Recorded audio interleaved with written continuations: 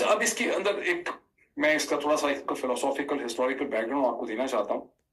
آج میری کسی ایسی شخصیت سے بات ہو رہی تھی جن نے دنیا کی ہر یونیورسٹی سے پڑھا ہوا ہے. آپ سے بہت سال پہلے جب میری ان سے ڈسکشن ہوئی، نارتھ امریکہ میں ہیں وہ بھی، تو میں نے ان کو یہ کہا کہ 1973 کے اندر یہ جو پاکستان کی پارلیمنٹ کو ذوالفقار علی بھٹو نے ایک ریلیجس کورٹ میں کنورٹ کر دیا اور احمدیہ یا قادیانی کمیونٹی کو پاکستان کی پارلیمنٹ سے غیر مسلم قرار دے دیا گیا ان کے عقائد کی وجہ سے. یہ ایک بہت بڑا ڈیزاسٹر ہے، بیکاز یہاں پر اسٹیٹ جو ہے اس کو آپ نے ایک ایگلیزیاسٹیکل یعنی کہ ریلیجس کورٹ میں اور اتھارٹی کے اندر کنورٹ کر دیا ہے. اور جو بیسک سیپریشن ہے چرچ کی اور اسٹیٹ کی، جو بیسک پرنسپل ہے ماڈرن پالیٹکس کا، اس کو یہاں ڈیفائی کیا گیا، ڈینائی کیا گیا، تباہ کر دیا. اور اس کے پھر بڑے خطرناک کانسیکوینسز نکلے ان دی پالیٹکس آف 1980s. جب شیعہ سنی آگے پیچھے سیکٹیرین گروپ، ہر سیکٹیرین گروپ جو ہے بیسکلی یہ سمجھتا ہے کہ اس کو اسٹیٹ کو کنٹرول کرنا ہے اور اسٹیٹس کے پروٹیسٹ کر کے اس کو اپنی مرضی کے فیصلے کرنے ہیں، قانون سازی کروانی ہے، یہ کسی قانون کا راستہ روکنا ہے. اس کی تمام جو اوریجن ہے، اس کا جو تمام سیڈ ہے، وہ 1973 میں ایک سیکولر گاڈلیس پولیٹیشین جو ہے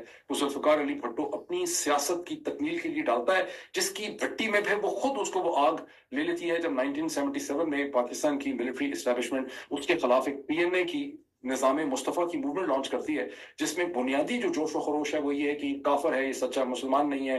یہ کہتا تھا کہ میں غریب کا خون نہیں پیتا، میں شراب پی لیتا ہوں، میں غریب کا خون نہیں پیتا. اس کے تمام جو کوٹس تھے جو اس نے انوسنس میں کہے تھے، ان کو اس کے خلاف استعمال کیا گیا. تو جو آگ آپ لگاتے ہیں اس آگ میں آپ خود جا کر جلتے ہیں. اور ابھی جو یہ پاکستان کے 3 کیریکٹرز ہیں، یہ بھی آپ دیکھیے گا کہ اس آگ کی تپش سے یہ بچ نہیں سکیں گے، اس کی نحوست سے جنہوں نے آگ جو ہے وہ لگائی.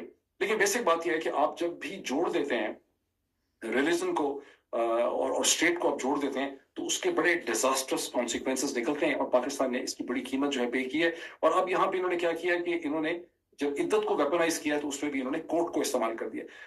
مذہبی یعنی مذہبی اسکالر کہتے رہتے کہ جو اور یہ بالکل صحیح ہے کہ جو شخص یہ کہتا ہے کہ میں ختم نبوت کو نہیں مانتا، میں نہیں مان رہا ہوں کہ ختم نبوت ہوئی ہے، اس کو آپ اسلام کے دائرے سے نکالیں. لیکن یہ مذہبی اسکالرز نے، فقیہ نے، یہ ریلیجس باڈیز نے اس کا فیصلہ کرنا ہے. اس کا فیصلہ ایک ملک کی پارلیمنٹ نے، وہاں کی عدالت نے نہیں کرنا. جب پارلیمنٹ نے آپ نے کیا تو پھر آپ نے اس کو عدالتوں کا مسئلہ بنا دیا.